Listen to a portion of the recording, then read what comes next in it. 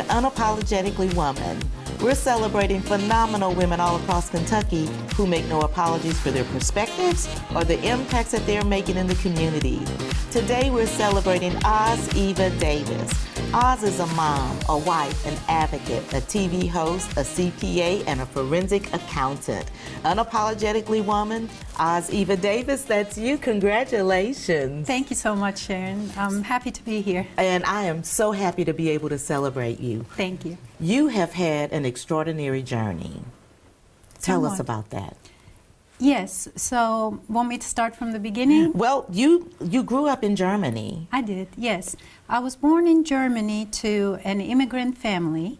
After World War II, Germany was in shambles, so they were bringing cheap labor from Turkey particularly, trainloads of immigrant workers, to help them do the lower level work and rebuild the country. So my mom and dad were both janitors in a hospital. All their life they did cleaning work. And my father, when he was in Turkey, was a national soccer player.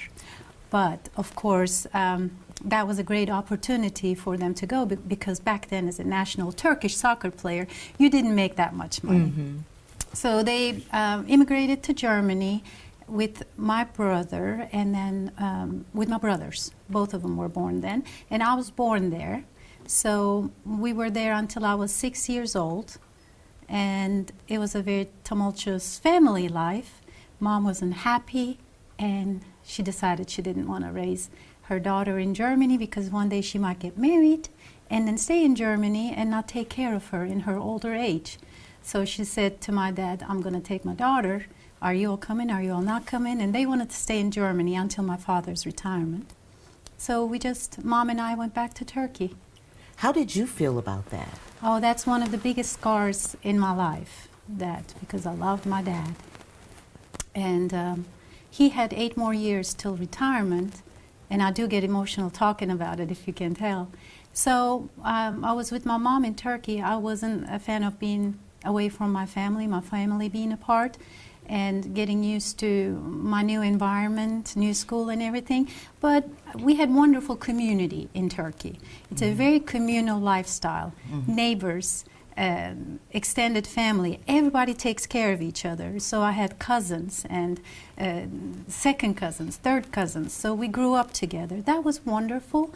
But one of the biggest yearnings in my life is the time missed with my dad at a crucial age. Because when he finally retired and came back, he had Alzheimer's, and he wasn't my dad that I remembered. He wasn't the same. Yes. He wasn't the same. It's turning into a therapy session, which I love therapy.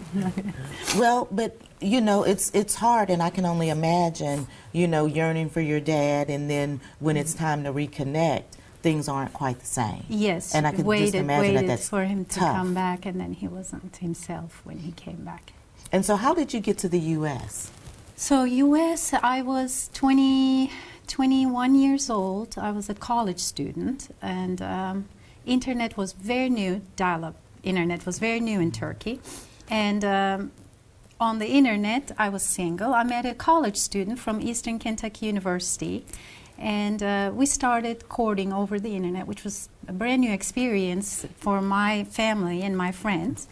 And we talked for about 9 months and decided we were getting married. He came to Turkey. His family reacted, this is crazy, what is this? This Right. could be dangerous.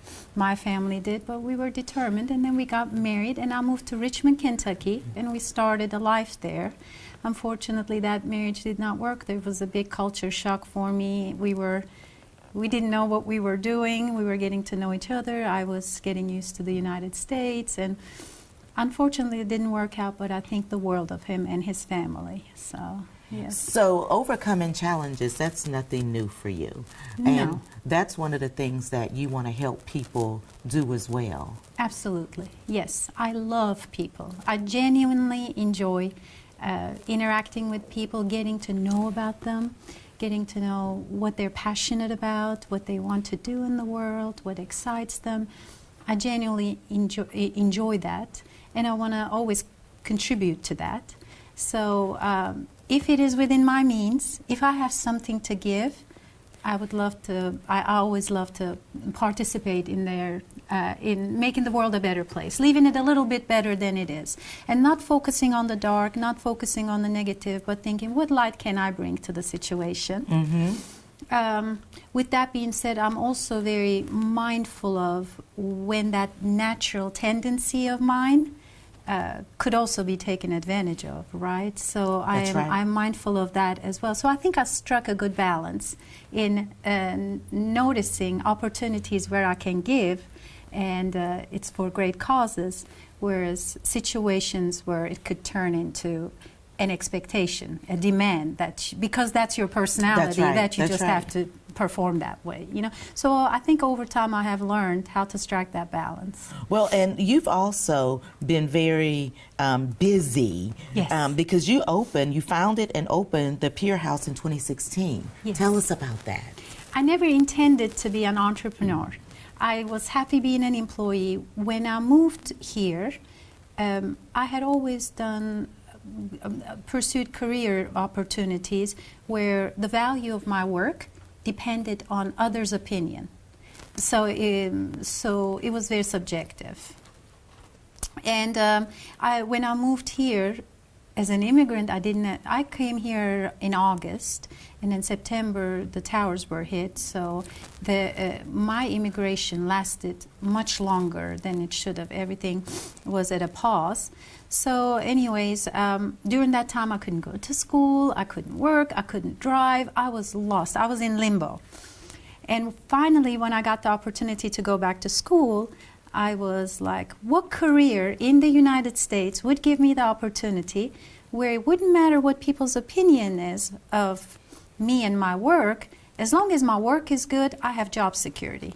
That was the question I asked. And so somebody, I don't know who that person is, I can't remember. I hope one day I will so I can thank them, said, you should become a CPA. I said, what's a CPA? And they said, a certified public accountant. It's a great job security. Every industry needs it, entertainment industry, sports, manufacturing, whatever you can think of. Everybody needs an accountant. That's right. So I was like, okay, that sounds good. And the value of my work will be based on my performance solely. If I do a good job, if the books are in balance, then it's good. I'm good to go. And I went to Eastern Kentucky University, started in public accounting, and then I was in Kentucky Eagle. Another Unapologetically Woman from Lexington, Kentucky is Ann Beckus. She's the owner of Kentucky Eagle, and started there as their controller. After a while, projects started coming my way because I was always eager to help and eager to learn more. There were situations where other beer distributorships needed help. There was a project that needed someone to take leadership of. And I said, oh, I can do it. And everything happened from there. I just started helping people, and then I started earning money additionally for helping people. Finally, I told our general manager, I think I got something here. I said, I'm going to give this a try, set up a company, may I have your all support? And they wholeheartedly supported me, which I appreciate so much. And then Peer House came about. So mainly I worked with beer distributorships at first. There were beer houses of peers. So that's where Peer House came from. Yes, Peer House. Beer houses of peers needed my help in accounting. And then word of mouth, people started talking about me doing a good job for them and caring deeply. And then they needed help, and then it spread. Now it is where it is. I got a team. I have a team of 12 now, and we provide outsourced accounting That's incredible. services. Yes, I love it so much. That I really is incredible, because everybody's got to make sure that their money's right. Yes. You know, Yes. and now this also, somehow you have linked this into the CASA network. Yes. How did that come about? It's a cause I'm very passionate about. Children. Elderly, animals, anyone really that it is in a disadvantageous situation and taken advantage of and are left powerless. So CASA of Lexington works with abused and neglected children, and the family court system trains you as an advocate, and you take an oath to serve, and you become an advocate for the children, abused and neglected children in the family court system. So I became a CASA advocate, but it all started with their superhero run, because my husband, who's an attorney, Michael Davis, here in town, and he likes to suit up as superheroes. Dress up. Yes, he's Lexington's Captain America. So he dresses up for the parade and everything. That's Then his I've gig. taken pictures with him. Have you? I Yes. have. Yes. I have. He's our Captain America. Anyways, it's his passion. So I started suiting up for the superhero run for CASA for the kids and for us as sidekick heroes.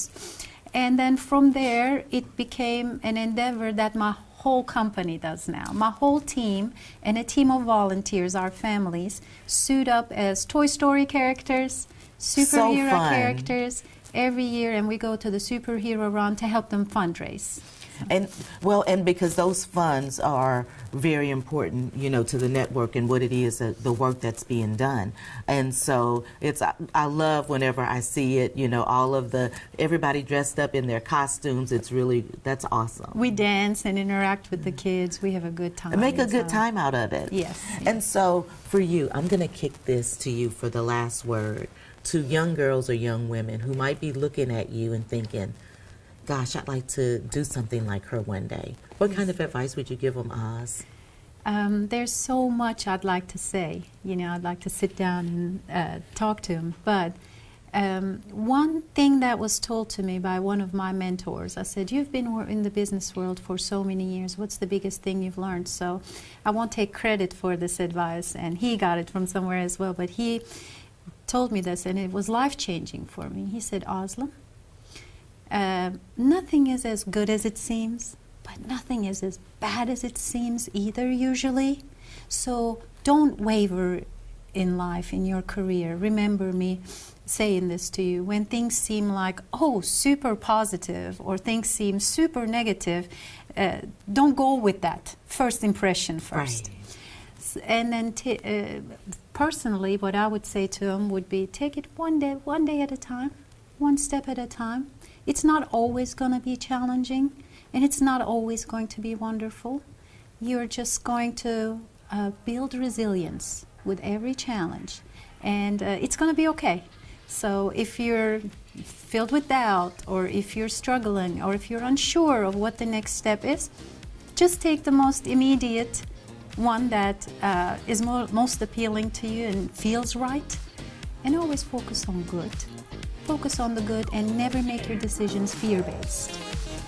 Always say, if I give it my all, it will happen. So that would be my advice. It worked for me. And that's beautiful. Thank you. Thank you so much. Thank Congratulations. You. Thank you so much. Thanks for having me. You guys continue to watch as we celebrate other phenomenal women just like Oz who are making changes in our community. I'll talk to you soon on Unapologetically Woman.